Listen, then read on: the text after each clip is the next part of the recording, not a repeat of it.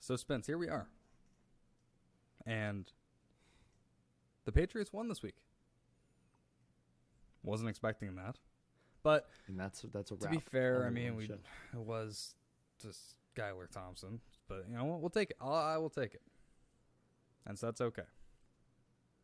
Well, we're here, and you're already delving deep into the Patriots. I love it. This is already more Patriots than we discussed all. Well, that's actually not true. We talked some Pats last week. We buried it on the back end because it wasn't so pretty, but little playoff push. We'll get to a playoff push for the Pats coming up, and why Mac Jones is a franchise cornerstone. Coming up next on The Splash. That's what Ryan, how was your week? How was your week, man? Okay, all right. Good. My week was very good. Just got back from a trip to see some family. That was also good. It was a good time. Got to spend the new year with them. I understand that you had a fun new year. I love when you go and visit our family without saying anything. God, I love that. I love it. Gotta do what you I gotta love do. it. Like, I actually love it that you go and do stuff and don't say anything to me. It's just so cool. I don't when like you, people leave knowing what I'm town, doing. when you just dash town, like I just, Hey, look, I love that for you, man. I know you do. It's okay. No, my New Year was actually better. It was good. I mean, last year we were together on New Year's, and boy, It was bad. that would have been a good time to have been doing the podcast because it just made for interesting talking points. But our producer Will is not with us live today. However, he would love to talk about last New Year's in my apartment with you and a featured guest who will stay unnamed for. There were a many lot of friendly reasons. faces there that year. I won't lie to you. There was a lot just happening. A fun evening. A lot of characters. My apartment. Yeah. Yeah. No doubt. Well, this is the 53rd iteration of the Splash, Ryan, and I'm very, very excited. Why am I excited? Well, I'm excited that we finally pressed record because I am starving. So if you hear grumbling and rumbling from my stomach, don't worry. It's just the fact that I'm not going to worry about it because you know why? And I've been waiting for Ryan to show up.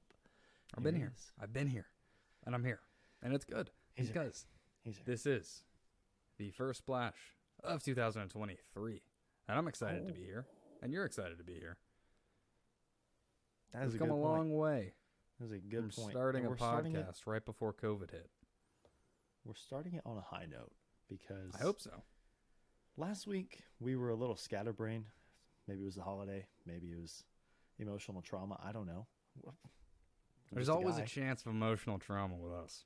I am just a guy on a podcast talking about the sports and teams he loves. So what do I know? I know.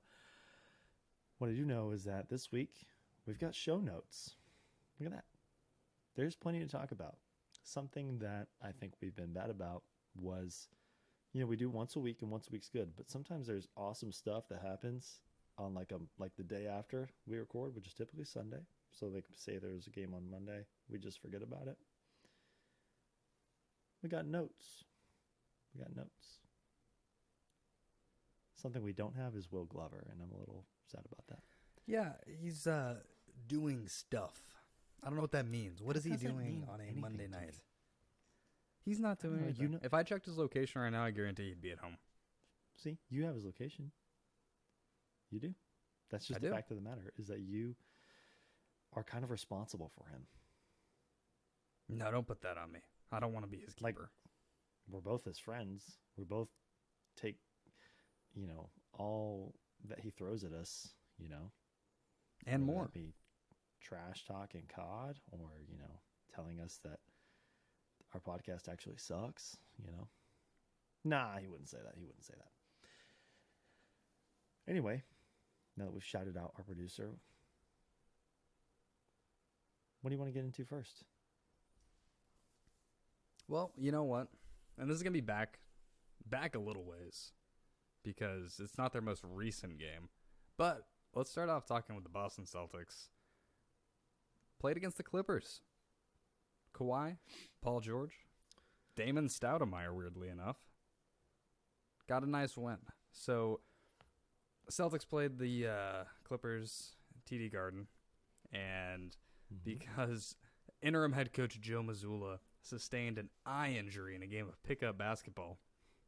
Went ahead and called on the third string head coach, none other than Damon Stoudemire, former NBA Rookie of the Year. Good. Damon showed up. Damon's 2-0 as a head coach.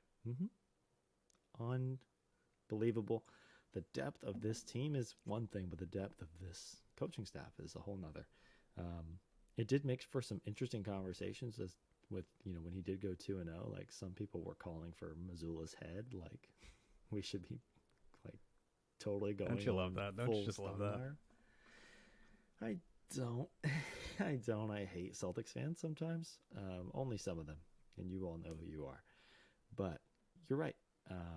This is a game that took place right after we recorded the last episode, and we actually got to note that we were talking about the MVP race and how you came with some stats on how Tatum always shines and excels in those big MVP matchups. This was another one of them. I mean, Kawhi really not in that conversation, but still, I think when these two teams play each other, it's always a big deal.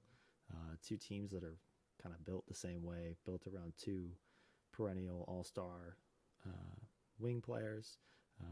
I think they are very similar teams. A lot of depth, but was happy to get a win in this one because the last time we played them, that was abysmal.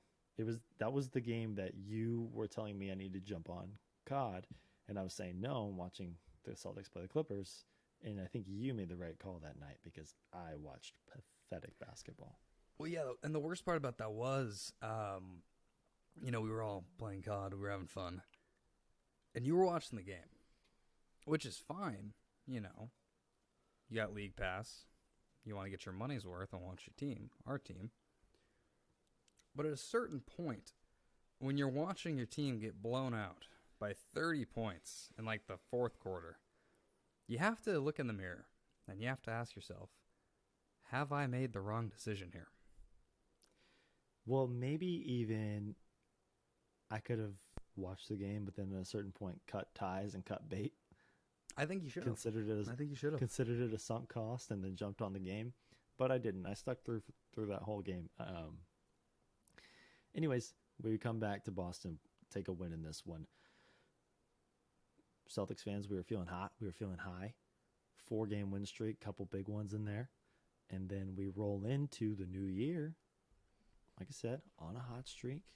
We're going into Denver, going into the altitude to face, if not the first leading MVP candidate, you got to have him top two, Nikola Jokic, and the Nuggets, which took place last night, January 1st, competed with, that game was on at the same time as, I believe, the Ravens with no Lamar Jackson, and who did they play? Real stellar performance from Sunday Night Football last night. I don't know. Oh, yeah, the Ravens and the Giants. No. Yeah, that's a stinker. It was the Steelers. No, was it the Steelers? It was the Steelers, yeah. Because the Giants. I think it was the Steelers because I've been seeing a lot of Trubisky memes. Or not Trubisky. What's his name? Pickett. Kenny Pickett. Oh, Kenny Pickett. They're both pretty miserable. I say that as somebody who's had George Pickens on his fantasy team, and quarterback play in Pittsburgh is not stellar. Anyhow, a couple of interesting things in this game. Jason Tatum, Jaylen Brown combined for 55 points, continuing to lead the league all time, and this is the highest scoring duo. Jokic was incredible. The game itself was not super competitive. We did not shoot very well. And then we're rolling through the fourth quarter. We're kind of looking at it like, let's get through this game. And then about halfway through the fourth, there's like a huge delay of game. Yep, about halfway through the fourth quarter. What was it, like 6 minutes left? There's a chance, but it doesn't look great. And that was, we were sitting there, right? We were getting our pizza, drinking our beer. We were watching the game. And then, Rob Williams goes for a dunk because he does that. We do. And it was awesome. And then hold on, because we weren't necessarily paying all the attention in the world at this point. And they're like messing with the rim, and they got like the what is it called? A level. The level. Thank you. The level, and that little bubble just didn't want to go in the middle, did it? I haven't seen a level been pulled out at a basketball game before. No, unless I'm missing something. I've seen like maybe them replace the net, but that was maybe a career high in ladders on the floor. We had the one guy on the ladder who you already felt bad for that guy because all the pressure in the world's on him. Like, hey, dude, you got to get this right. And then calls on his buddy. You literally see him whip out the phone, make a call, and then a second ladder comes out, and then. For some reason, they have a matching ladder in a smaller size for Rocky, the mascot, who sets up on the other side. And at this point, it is starting to become entertaining, but it does wear off kind of quickly as you're in minutes. I think it went to 39 minutes of. Oh, yeah. And by the 20th minute, it was, enough was enough. It was terrible. It was cool to see them have fun with it at first, but then they actually had to do layup lines and shoot arounds all over again because guys weren't even warm anymore. So I don't know. It actually I think was good for us because I think it softened the blow of that loss because it was like it was just a weird game. So weird. It was a weird game. The Rimgate was weird. And then I like that you also put. I didn't even see you put Rimgate in the notes. That's awesome. Rimgate, rim job. But, when the Celtics only shoot 27% from the field, Jokic has an incredible game, triple-double. The Jays still did well, but that's just not a game you're going to win with Jokic performing like that and our shots just not falling. No. And I see that when we lose these games, it's really just a matter of our shots not falling. And that may sound like, well, obviously, but we're still playing sound basketball. We don't look bad out there. It's just not going our way. The difference between the good and the bad would be the fact that the shots aren't falling, true, but it's still a good shot profile. We're still taking good shots. I mean, you look at that game and, as much as I don't love Derek White taking multiple shots in one possession, they were fine shots, They're going to fall. Most nights they're going to fall. This is a team who shoots 40% from three, and last night we shot 27%. It just happens. It's been happening more as of late, though, which is the issue. Yeah, it's a tough loss. You'd like to see us beat the Nuggets, who's, my pick to come out of the West. But it's fine, especially where we're at in the year. We have a pretty easy schedule coming up, which is going to be a nice break for the guys. Worth noting, no Jamal Murray in the game, which makes that worse for us.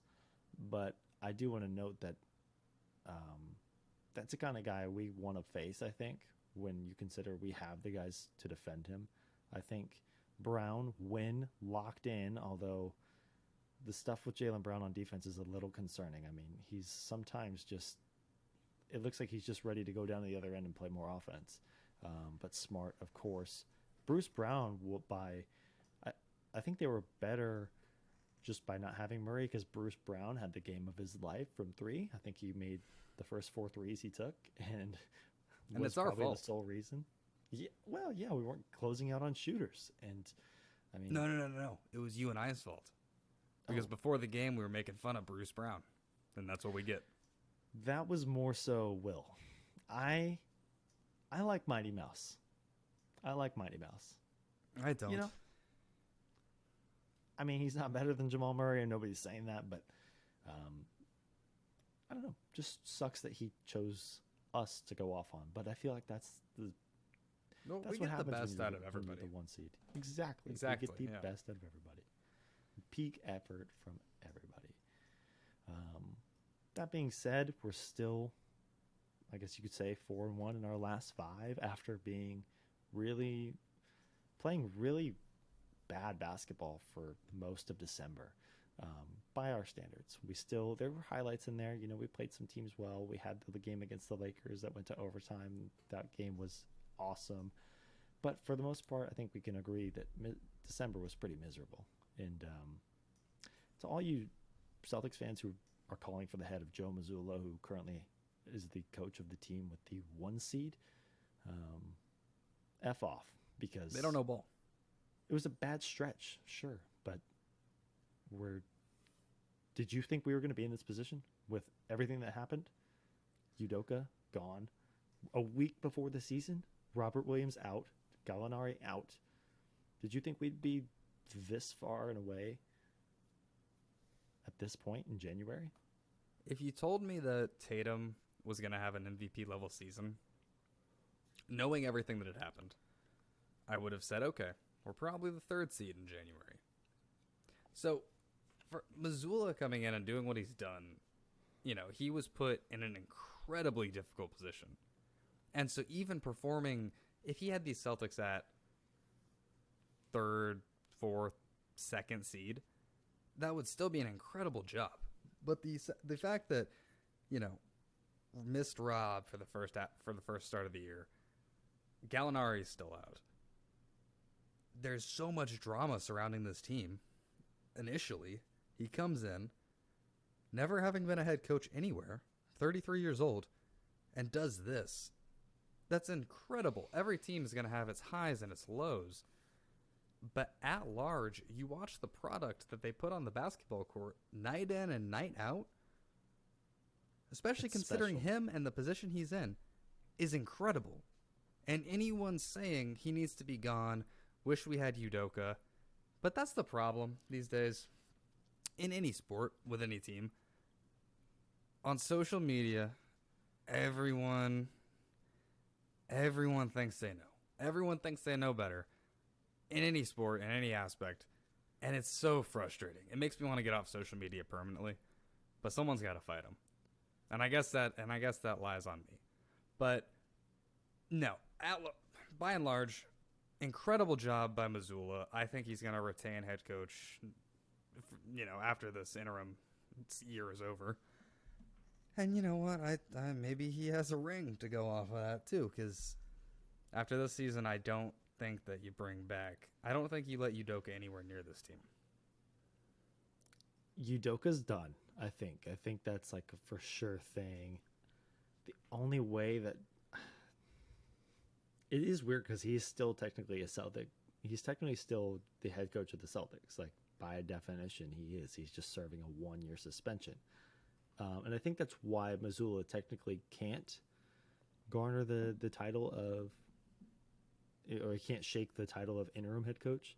And none of this is a big deal in the big picture, but there's like a really small chance there's a world where it's like, okay, Mazzulla was awesome, but maybe overall he's just too young, and we let him grow under Udoka for a little bit longer. But I don't. He would see go that. somewhere else.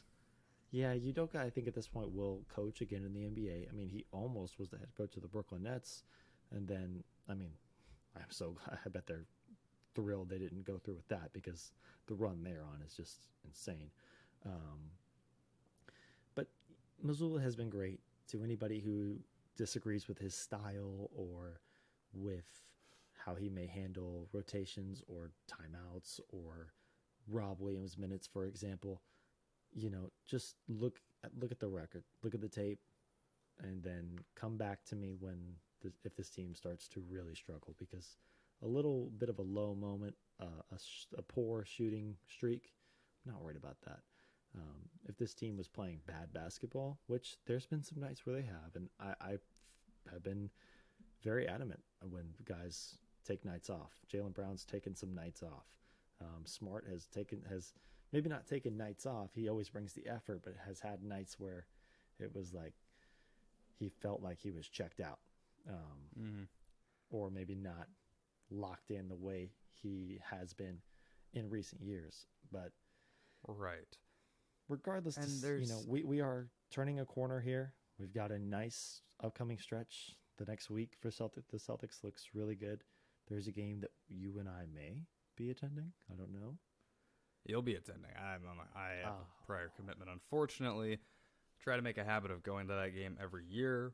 Not going to be able to this year, but I'll be there in spirit, and we're gonna get to go see. We're gonna go see them in the Garden in April, which will be good. Really hope so. Speaking of which, Fuck is on my finger. what is that upcoming stretch for the Celtics? It starts tomorrow night. Real quick, just wanted to say, looping back to that, I would argue, and this may sound stupid, but I would argue that going through that rough stretch, like the Celtics did, they went through it at the right time in the season to go through it. And I think that they're better off for it because you don't want them to get their first taste of adversity in April or, God forbid, May. Right. And so now they're better equipped to handle those situations when Smart is mentally checked out, when Brown's or Tatum is ice cold. And the ability to other guys to step thing, up and figure it out. That's something you expect from a great team when they're playing a mediocre or below average team during the regular season. That's going to happen on nights. I'm not faulting guys for not going 100% of the time. You have to preserve your energy. You have to pick your spots. It's a long regular season. I recognize that. And that's not going to be the only low moment of the year. December felt pretty low at times, especially after the Warriors loss, which I am still worried about, but we get redemption in Boston here, I believe, in January. I'm very excited for that game. That game will be insane. We went to that game last year, although the stakes were far lower because of our place in the standings at that time. Yeah. Little did we know we would be in the finals that year facing the Warriors, but yeah, we were at that we'll game, probably win that game because you and I aren't going to be there. You're probably right. We're probably going to dominate. I really hope Curry is back for that game, and I really hope we win that game because until we beat the Warriors fully healthy, people aren't going to take us serious as far as that matchup goes. Now, does that matchup matter this year? I don't really think so. We've talked about it. We don't really think the Warriors have what it takes. As currently constructed, things can change. Trade deadline is looming. They haven't been totally healthy, but we're gonna just keep a small eye on our Western Conference rival. If we can call them that, I think it's fair to say. I think it's fair. I think it's fair at this point. But that being said, looking ahead on the Celtics schedule, coming up tomorrow night, we have the impressive 15-21 Thunder. Let's be honest. It looks good. I wouldn't bet against Shea going for a career high against us. I watched the Celtics play. I think maybe I was just watching a Thunder game. I don't know, but I'm pretty sure it was Celtics Thunder earlier this year already. And so I think this is our second matchup with them. Shea is awesome, man. Shea is awesome. And I know I joke about trading Jaylen Brown. I would drive Jaylen Brown to the airport if it meant getting Shea Gilgeous-Alexander in return. I mean, you talk about a guy who goes to the basket relentlessly, doesn't turn the ball over, is smart, has a great shot, plays both sides of the floor. And that's all things you can say about Jaylen Brown, too. Aside from the fact he can't dribble in a straight line, Jaylen is a phenomenal talent, and I do love him. So I'm still halfway joking, but Shea is awesome. And the Thunder have pieces, and while I disagreed greatly with their choice of Chet Holmgren in the draft this year, and who knows if they get a top pick again this year, but it certainly seems like 15-21 is not the worst in the league. It's not the best, and they're probably going to make a trade here soon, or maybe shut down their star player for the remainder of the season so they can commence the tank for a guy who is a total unknown from a different country who is built out of juice box straws. But he can shoot, and he's tall, so he's therefore the greatest prospect since LeBron James. So, do you not like Victor Wembanyama? Dude, I like Scoot. I love Scoot. I love Scoot. I if I'm an NBA Scoot. team, I would rather take Scoot Henderson over Wembanyama. Absolutely. And it seems like a no-brainer to me. Well, I understand that no one's seen anyone ever like Wembanyama, but Scoot is NBA ready. He's phenomenal. He's great. He's just like And he has man's he's the point guard. perfect NBA point guard. He feels like a very modern NBA point guard. He is doing things against. I mean, and look, Wembanyama plays pro basketball too. I recognize that, but I admittedly don't know much about French basketball or his team. His team is called the Metropolitans '92, which is an interesting name for a basketball team. But it's and there's a lot of unknowns.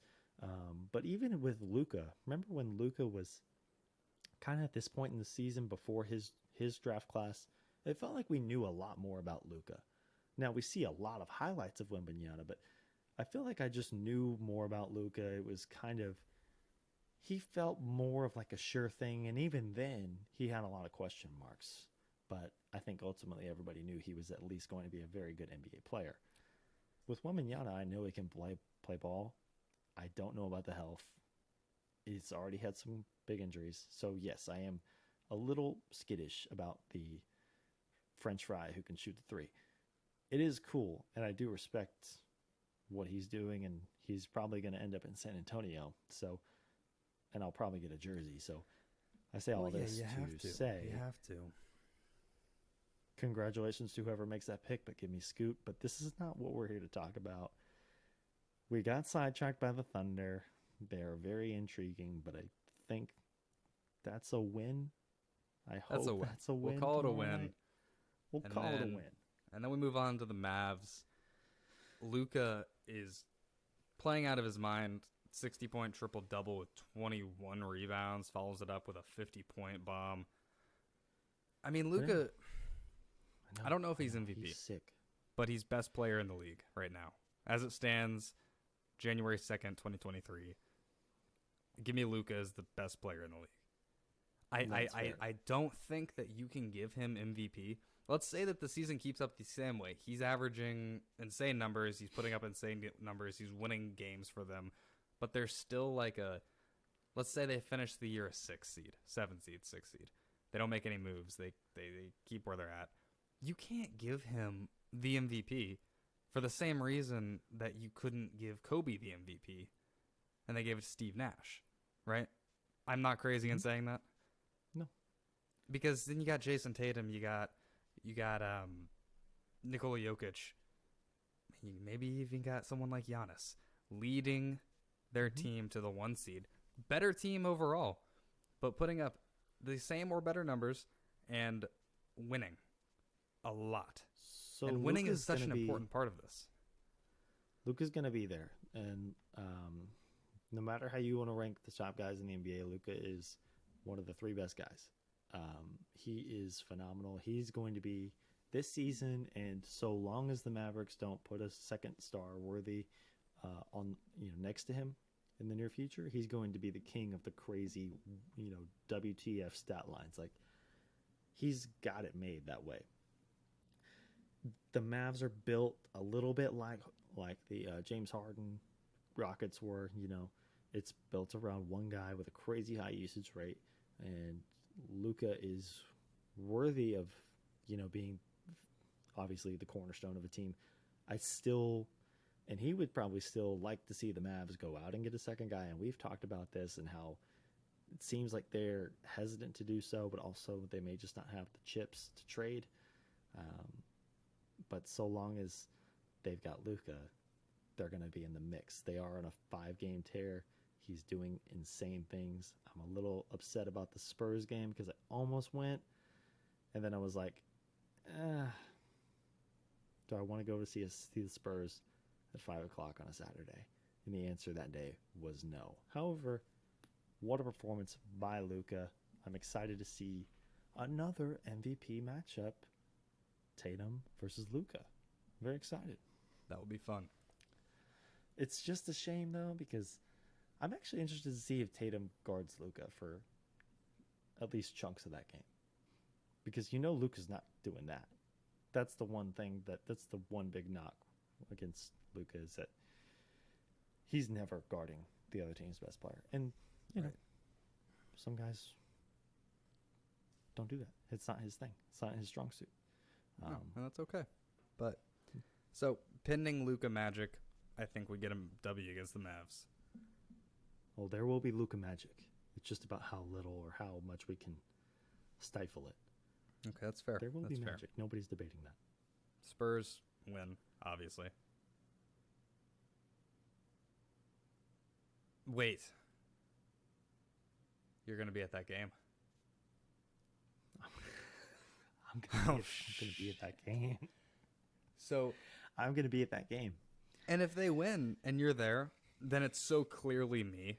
Because Spencer and I have been, every Celtics games that either of us have been to, we've been there together. And we've lost every single one. And you're like, okay, you know what? Whatever. We've seen 8 in person. And we're 0-8. That's the number. I'm pretty sure that's the number. We're 0-8. Home and away. We've been to a game in Boston. Home We've and seen away. games in San Antonio. It doesn't matter. Being in person for the Celtics has not gone our way. And with that goes back. That goes back through last year, but also through the Kyrie era, through the Kemba Walker era, through the no point guard, let's try Marcus Smart era, which is also, there's actually a couple of those eras. Okay, I think we're kind of living through that right now. But yeah, it's not great. And Saturday will be a huge test. I don't know. I'm pretty sure I'm going to be going with Drew. So maybe that'll be a test of his luck, because I want us to lose that game. To his credit, Drew has really embodied, I think, mostly what it takes to be a Celtics fan. So, you know what? I want him to see a W. I want to see a W. If I am in attendance and we lose to the worst team in the NBA, wow. Wow. Speaking of, Drew just called me. Well, that's okay. We're gonna I declined it. Maybe we'll have some time for him next week. We have a lot more to get through. But just anywho, no time for him this week. After that, Bulls win. The Bulls are in disarray. Good God, it's kind of ugly to watch. It's pretty bad when it's like public knowledge that your star player wants to go to a worse team. Zach LaVine wanting to go to the Lakers like that badly is disgusting. Yeah. It's tough. Well, that was shade to DeMar DeRozan. DeMar DeRozan's clearly their best player, but he probably wants to go to LA too. He's always wanted to go to LA. He's always wanted to go to LA. Speaking of games we're going to, I am more stoked for this one. I will be attending the Celtics Nets in Brooklyn. Very excited. First time in New York. First time seeing a game. Well, obviously in New York. Let me know how Barclays is. I will let you know how it goes. I'm pretty stoked. I am like praying that there's no players like resting that at that time. I really was praying that the Nets would be at least decent when I bought those tickets, because I was really it seemed like Kyrie was spewing off diarrhea of the mouth about anything besides basketball, and I thought, well, he's probably going to be traded, and then who knows with Ben Simmons, but in fact, quite the opposite. The Bucks are no longer our biggest fear to lose the 1 seed. It is actually the Brooklyn Nets, led by balding, old, but so damn good Kevin Durant. So damn good.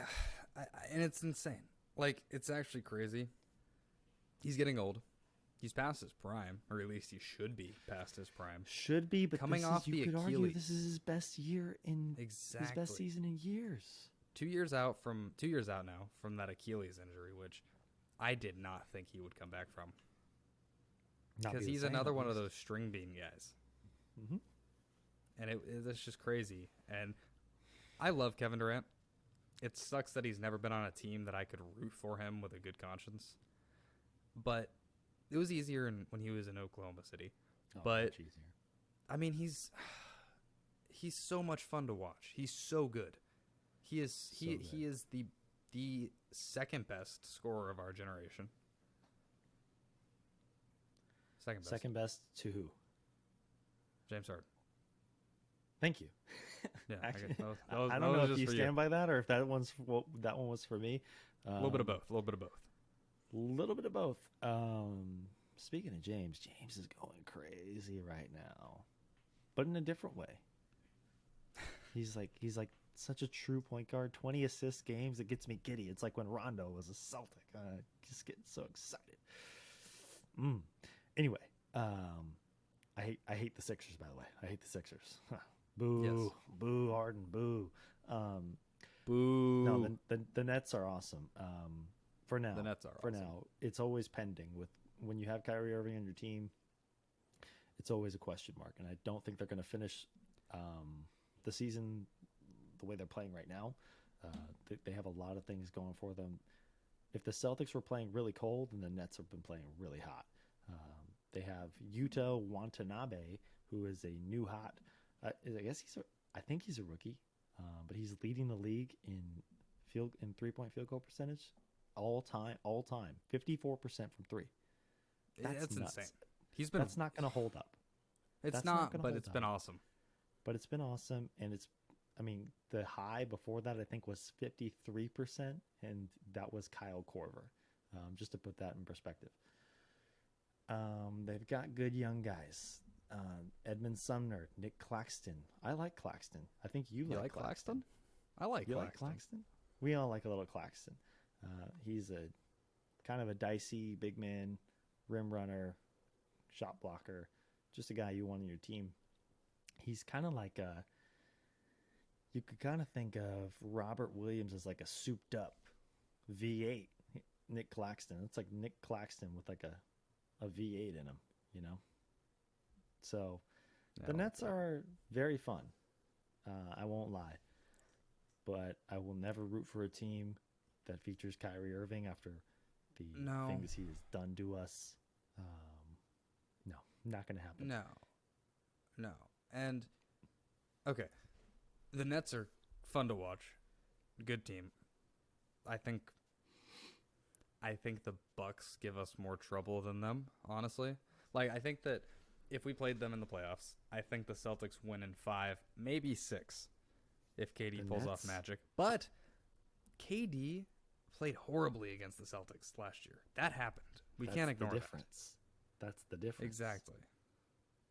Like, Tatum locked KD down.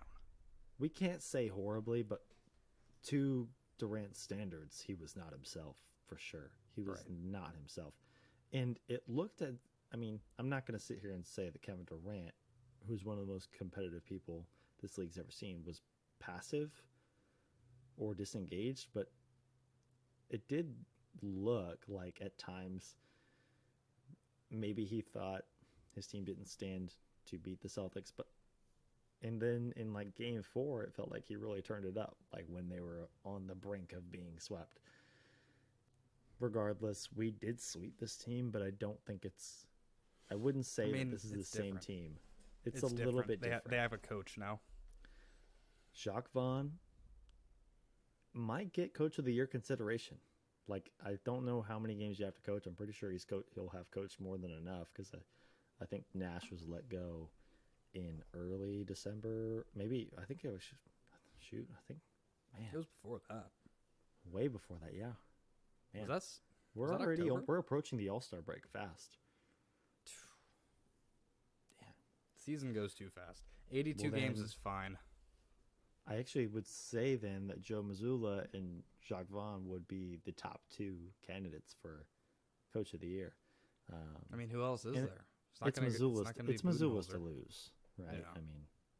So anyhow, there's a lot to like about Brooklyn. Like, if you're just unbiased, there's things going on there that makes they're a fun team to watch. They're a fun team to root for, unless you're the Boston Celtics or another top Eastern Conference team.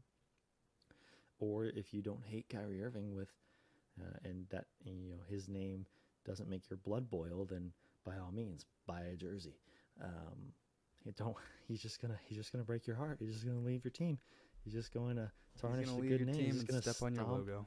He's gonna stomp all over your center court logo, and then your players are still gonna be buddy. Jason Tatum and Kyrie Irving are like best friends. Wait, Spaz, you're coping. You're coping. Sorry. It's okay. So yeah, I mean, it was a little bizarre that we swept this team, but like I said, not the same team as they were. Shout out to Ben Simmons. I still hold some Ben Simmons stock, and it's going up. It's going up. Ben Simmons is playing well. Not quite all-star Ben Simmons, not Defensive Player of the Year Ben Simmons, but playing well. At least not looking like a scared deer in the headlights when he steps on an NBA floor. That being said, we have covered quite a bit of Celtics basketball, but there was a lot to get to. We had some marquee matchups. We've got a couple. Well, we've got a date with Luka this week. That'll be fun. But for the most part, the schedule will cool off a little bit. We had, over the course of a month, we had the Nuggets, the Clippers a couple of times, the Lakers. That Western Conference road stretch was, man, that was a doozy. I'm glad it's over. Yeah. Now we got a date with some tanking teams, and I'm much more ready for that. I think we can handle that. Agreed. And speaking of tanking, or in that same realm, the New England Patriots have made it abundantly clear that they do not plan on taking. No, we are not, and for better or for worse. For better. And in the NFL, at least, what's the difference between the 12th pick and like the 16th pick? I mean, honestly, when you have, at least when you're a team like the Pats who have that many holes to fill, I mean, like I say, well, why not go for it? And who knows if we lost out and we were 7-10, maybe it's the 8th pick. I just don't get that excited for it. I think this team has holes galore and drafting a few spots higher. I would just rather see this team give themselves a shot in a wild card game. Play hard, you know.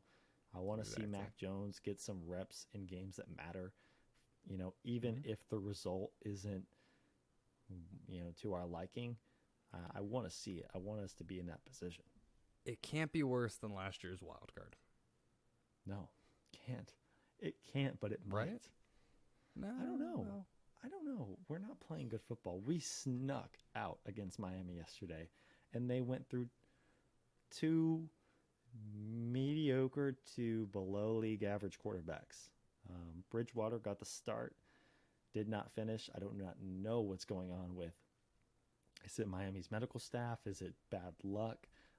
But Skylar Thompson was the guy who finished the game for Miami yesterday, and we squeaked by. A win is a win. Pretty. A win is a win, baby. That's all that matters to me. But there have been some bright spots. Mac Jones has really turned it around this year since he, you know, battled injuries and then the whole quarterback controversy. That was a bad is it spot. zappy fever? Is it not? I caught a little zappy fever. I recovered though. Took my medicine. We all caught a little zappy fever. Yeah, it was going. It was around. It was going around. It was going around. But, yeah, Mac has only thrown one interception since the start of November, which is awesome, and I love that. Which is awesome, but also maybe, and I like the stat, but I mean, who doesn't? But maybe a little misleading because 100%. But Mac's a little all over the place with the throws sometimes. Now, to have come away unscathed relatively is very nice to see, but probably more like a 5 interception stretch in there. If we were being honest, like if things played out, if you did this, if you simulated those games 100 times, probably 90 times Mac Jones ends up with at least 5 picks. But he is playing better. I think that's partially due to consistency, being back in the role of the starting quarterback, not having to sweat for his job. For what it's worth, I don't think Matt Patricia is going to be here next year, but he's at least had some time to build up some level of chemistry, probably just for that to go out the window for your boy Bill O'Brien to come steamrolling in. Oh, God. But we're not going to talk about that because I coming. hate the topic of the Patriots play calling. It's bad. Everybody knows it. We've covered it. We're not, at least I don't want to talk about it anymore. I am interested in this team's success going forward. Like I said, I just want to see them play some meaningful minutes on a football field this year. And, that started really yesterday and, came away with a win. I guess I'm grateful for it. We're going into week 18 with, that still feels weird to say, by the way, week 18, but week 18 with date with, is Josh Allen back? Yeah. Because we're playing the Bills in Buffalo. That's going to be... Yeah. But, will the weather be you know absolutely bonkers? Probably. Are we? If the weather's bonkers, for that helps us. That does help us because, I don't know, our run game has taken a little bit of a step back in recent weeks. Ramondre Stevenson with 42 yards yesterday, which, he only ran the ball 8 times, which I don't like to see. We're playing Miami, and we only run the ball with our lead back 8 times. So I don't know. That's what I don't understand about this team. There was times earlier this year where we were running the ball virtually, 30, 40 times a game, and now we're cutting it back. Well, yeah, exactly. And it seems like we figure something out, we find out something that works, and then we totally abandon it. And I'm not going to sit here and say I know football better than Matt Patricia. I don't. I will never know football as well as Matt Patricia. I will never be as good of a coordinator or a coach as Matt Patricia. But I can't help but sit here and say he is wildly inconsistent with play calling. It's as though he doesn't know his personnel, and I know that his personnel is quite limited right now. There's not a lot of weapons on that field, but the weapons he does have, he doesn't utilize. And when he does utilize them, he doesn't utilize them in ways that make sense. It's like sometimes it seems like they're just out there running around not knowing what to do. They have no sense of direction. They have no idea what they're going to do next. And I feel like a lot of these offensive scripts are just made up on the fly, and that is not a recipe for success. All over the place, yeah. It's a good way to put it. It's a little scattered. It's a little... It just lacks consistency. It lacks any substance. I don't see like a team that's really putting together good football when I watch the Patriots. There is still beautiful, beautiful bright spots from the defense. And Matthew Judon is perfect. And I love Jack Jones in the backfield. And I love certain parts of this team. I love Ramondre Stevenson. I love Mac Jones. That being said, it's not a complete product. I like our guys on offense. I don't love our guys on offense, at least not in the roles they've been propelled to. Feels like Tyquan Thornton is a really useful player in the NFL. Seriously, he is a guy who can have a long career. Not as a top 2 option in the offense. And I'm not saying, he only had, I believe, 3 targets yesterday and still performed well. But he was one of our bright spots in a big game. And that's fine, but he shouldn't have to be, if that makes sense. Jacoby Myers is a fine player. I think he's going to be really good. I don't know that we're seeing that he is a elite or lead offensive player. I don't think he's suited to be one of the best receivers in an elite NFL offense. As I'm saying this, Ryan is looking very glaringly into the camera. Ryan, do you have news? Well, I do. I don't really want to speak on it, but I have news, I guess. Confusing situation. The Bills and the Bengals are playing right now. Okay. Good for my fantasy team, by the way. It's looking okay. Oh, okay. But they're, I don't know, prayers up. They're administering CPR to one of the Bills linebackers right now. Oh, Yeah. that is I don't know. not good. I guess we'll see what happens there. Obviously, prayers up to DeMar Hamlin. I guess we'll have to watch that situation. Obviously, you never want to see that happen. Yeah, I totally forgot there was even football going on. Me too. I just saw my phone blowing up, and I couldn't resist the temptation any longer. But it will be a well, it's something to watch. Not something you want to see, but we are going into a matchup with the Bills, and man, I didn't know there's football even on. I wasn't even thinking about that, but it is Monday night, and yes, we'll have to watch that after we wrap up the episode. And Ryan once again brings in something that totally throws me off, and threw me off, man. Hey, you're breaking the news. Well, yeah, DeMar Hamlin. You always bring up like a sad, sorry subject too. Like it'll be good news one day. Well, one day, yes. The way you were looking, I thought we had like traded Rafi Devers. Oh wait, we're gonna do that anyway. We were discussing the Pats and Jacoby Myers and Tyquan Thornton and Mac Jones and why that is not quite a three-headed monster that Matt Patricia and Bill Belichick might think it is, but it's not.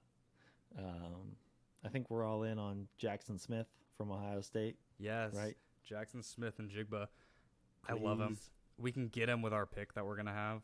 Absolutely. And I think that's going to be, I think he's going to be there. And I don't think we're going to take a receiver in the first round because it's not the Patriots thing to do. But for the love of God. And the last time we did, it didn't work out for us.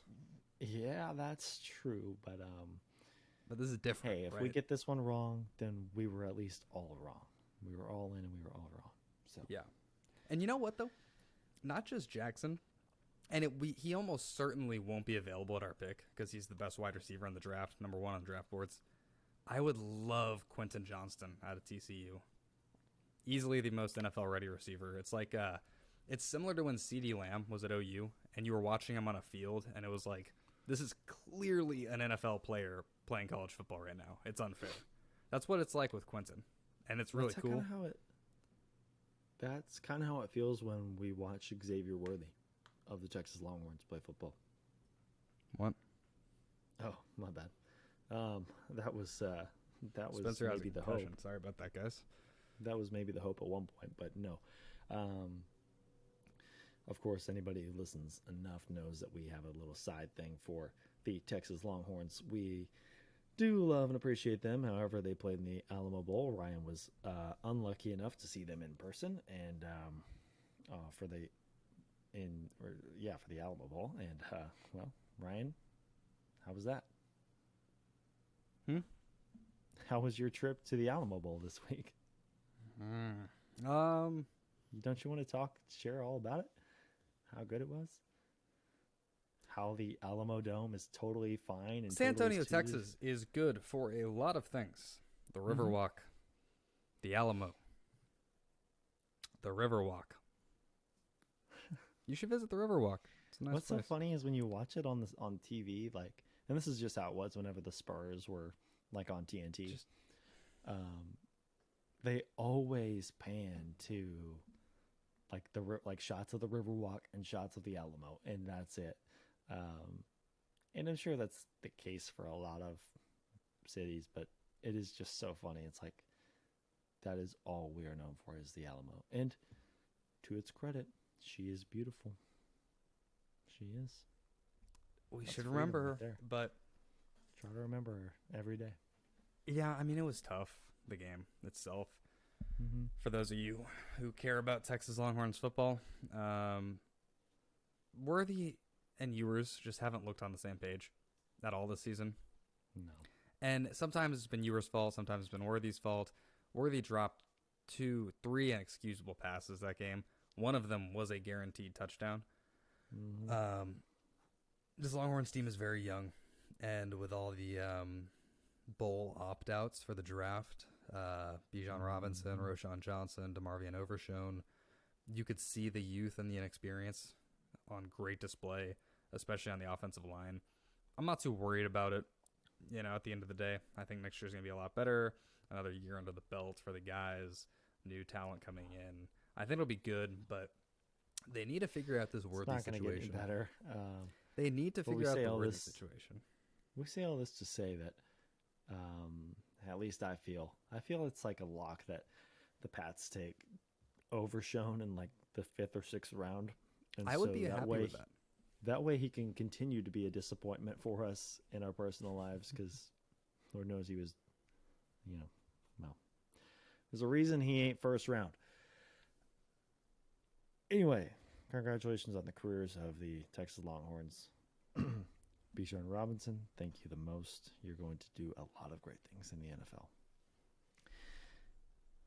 Today was a very Boston-y day in sports. We had a awesome, for those who know and understand and watch hockey, today was the Winter Classic, and I believe that is a once-a-year event in the NHL where 2 featured teams face off in a one-off venue, and it's like it's like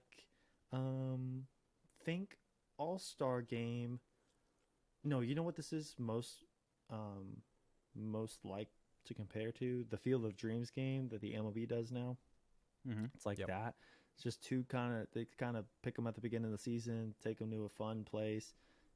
Well, this year the Bruins were involved, and as somebody who doesn't watch hockey, doesn't know much about it, doesn't really know what's going on, it was still cool to see. I didn't actually watch really the game, but the fanfare leading up to it was cool. The guys came off the bus wearing classic Red Sox jerseys.